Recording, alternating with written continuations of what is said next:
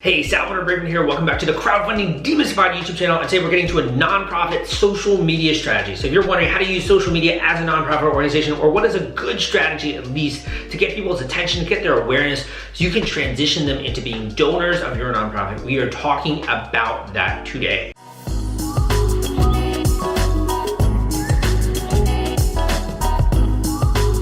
Hey, my name is Salvador Briggman again. Welcome back to this channel. I have a lot of great videos out there on nonprofit fundraising. I wrote the book Nonprofit Crowdfunding Explained. I also have the book Nonprofit Fundraising Hacks, which are actually psychological triggers that when you hit them, people actually transition into donors. These are kind of like the mental triggers that you need to check off. And once you do, someone says, aha, and they actually decide to join your nonprofit as a donor. So that's actually a really good book I recommend. It's a very slim volume, very actionable. But that being said, let's get into some of these nonprofit fundraising tips and also some of the nonprofit marketing strategy as it relates to Facebook. So Facebook is an incredible network, right? And there's a lot of social media that goes with nonprofits. So when it comes to this video, I'm going to talk a little bit about Facebook, I'm going to talk a little bit about Instagram, I'm going to talk a little bit about, in general, social media. When I say social media, I mean every single social media platform that is available to you. Some of those could be Facebook and Instagram, but other ones could be Twitter, they could be LinkedIn, it could be YouTube, it could be Snapchat, it could be TikTok, when that's not being banned or whatever's happening there. So there's a lot of different social media platforms, but for you as a nonprofit, probably the most important would be Facebook, Instagram, LinkedIn. Those are probably going to be the most important. Now, there could be some other ones out there like blogs, I think is actually kind of social media, but that's also kind of content marketing. I think a podcast as well as being social media, but that's really a little bit more content marketing. So I kind of want to lay out for you a very simple strategy and a way to think about social media. In order to understand social media from a marketer's perspective, you have to think about the people who use social media. So nowadays, everyone uses social media. Even your mom is on social media, your dad, or if you're an older person, your younger people, your kids are on social media.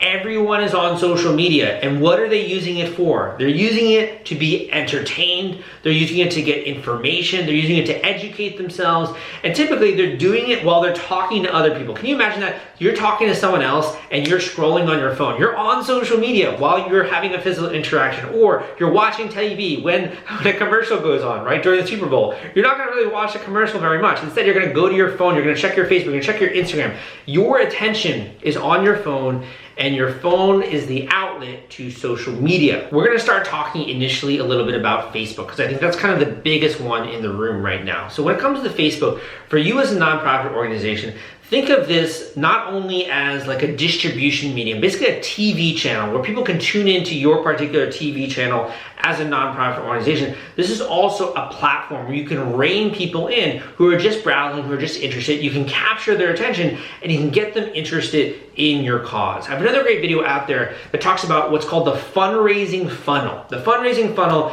illustrates, it's a model designed to show you how someone goes through the process of deciding to become a donor in your nonprofit, even if they have never met you before in person, if they've never interacted with your brand before, if they don't know who you are. This demonstrates the process where someone will go from being a stranger to actually become a donor in your nonprofit. Also, another great one out there called the fundraising pyramid, which goes more in depth into the internal workings and mechanics of a nonprofit organization. But that being said, the first part of the funnel starts with awareness, and that's awareness of the cause. So there are lots of different causes out there.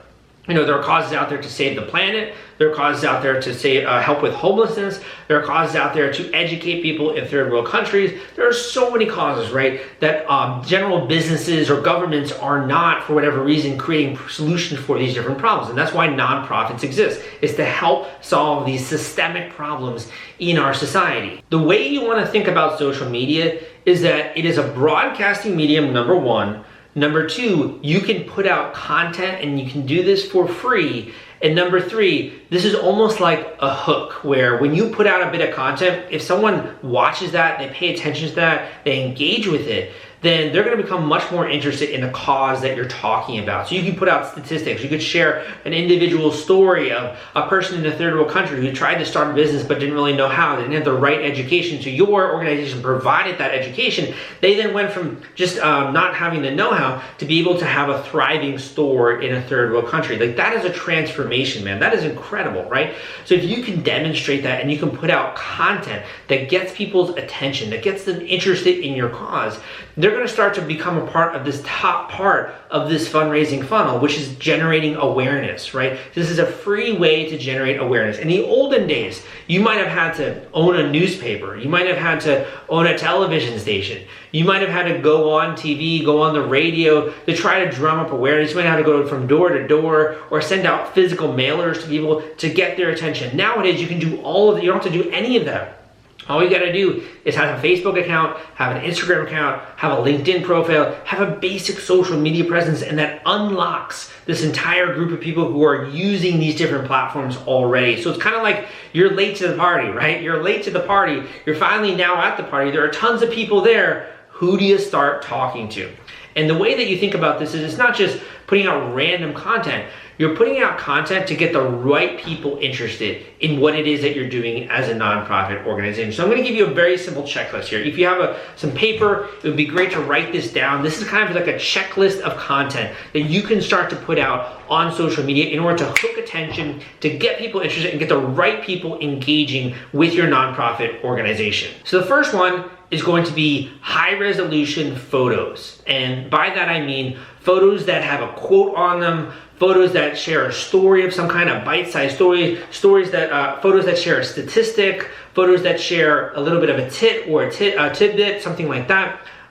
These photos are designed to get attention, because when you're browsing through your Facebook feed or your Instagram feed, it's not really that much focus on text. You notice that a lot of people's attention gravitate towards graphics and images, and that's kind of a little bit of a secret here. So make sure that when you start your social media sharing strategy, which we can get into a little bit later, make sure to incorporate high resolution graphics. And now if you are a nonprofit organization, you probably don't have the funds, or you might not have the funds to be able to do this internally, or you might be blessed and you might be able to, or you might be able to hire an outside company like mine to be able to help you do this. But if you do not, there's a very simple tool out there that you can use to be able to accomplish this. And that's called Canva, C-A-N-V-A. Write it down, Canva.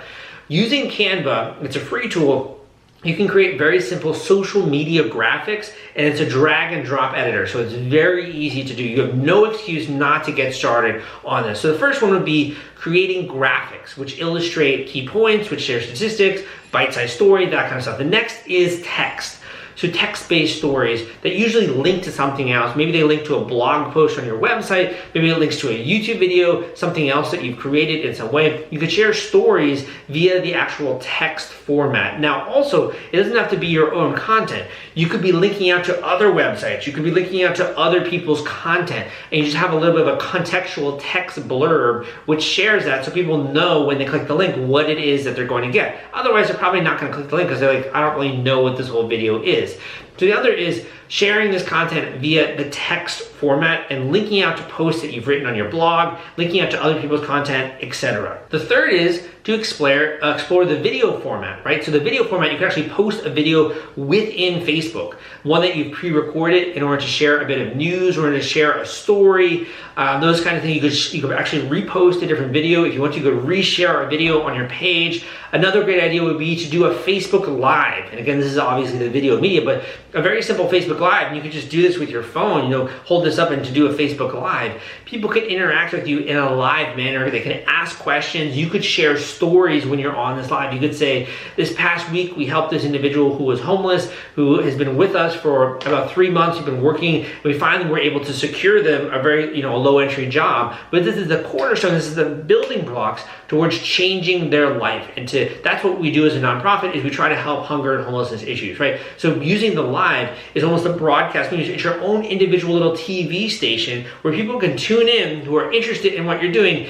and you can talk with them, you can educate them, you can generate trust, you can build rapport, you can build credibility tremendously using the video medium. The first part of a social media strategy is content, right? So designing the content that is going to go out on your Facebook page, on your Instagram, on your LinkedIn. And you do that with using a content calendar of some kind, or by creating different folders and making sure you're putting the graphics in those folders and creating a file system that's going to be specific for your actual Facebook page or going to be specific for your different social media platforms. Once you have that, the next step is actually designing a high quality social media profile. Now, why is this important? Well, number one, it's incredible for a credibility standpoint. People, they tend to relate quality with credibility. So something that looks really good, high quality resolution graphics, really nice looking page, they also tend to assume that the inside of the organization works similarly, although that's not always the case. Obviously, a lot of marketers fool people, but for you, it's going to behoove you to have a really well-designed social media page. Now, it could be things in terms of your actual cover photo on Facebook, a Facebook group having the cover photo for that. It could be just filling out all the basic necessary information for the page so people understand that it's legit, so they can direct message you if they want to on Facebook. Designing a high quality page is very similar to designing a high quality website. And it all starts with great graphics, good copywriting. Copywriting is just kind of like the words, if you will, on the page. Making sure you're filling out it adequately. It's not a haphazard, thrown together page, but really something you put some thought into. Maybe even have a donate button right on your Facebook page. There are lots of ways, but make sure the next step is to actually design that really good looking page. So when content eventually starts to go out on it, then you're gonna feel rest assured that those people are gonna be getting a really good experience with that. The third step, once you've identified the content that you wanna put out, once you've created the actual high resolution page, nice looking social media page, is to execute. This is the operational side, if you will, of the project. Now, the execution phase you could do. You could be the one who's making the graphics, you could be the one who's doing the post, you could be the one who's doing all of this marketing, right? Or you could have someone on your team do it. Or you could hire an outside marketing company in order to help you with this. And this is going to depend on your familiarity. It's going to depend on whether or not you're willing to invest in another company to help you with this. It's going to depend on your overall skill level, quite frankly, and how fast it is for you to learn some of these different tools. So there's different ways. If you're more of a learner, I recommend checking out the two books that I have below, Nonprofit Fundraising Hacks and Nonprofit Crowdfunding Explained. Really good resource when it comes to social media. If you want to do this yourself and set it up yourself within your own individual team, you can always book a one-on-one intensive coaching call with me, and we can go through this step-by-step for your specific organization. Or if you want to also get some outside help, we can talk about that on this call. I can either give you a referral, or we can talk about ways that me and my team can help you with this particular setting up process of social media for your nonprofit organization. Once you have been successful with step number 3 of this social media strategy, which is the execution phase,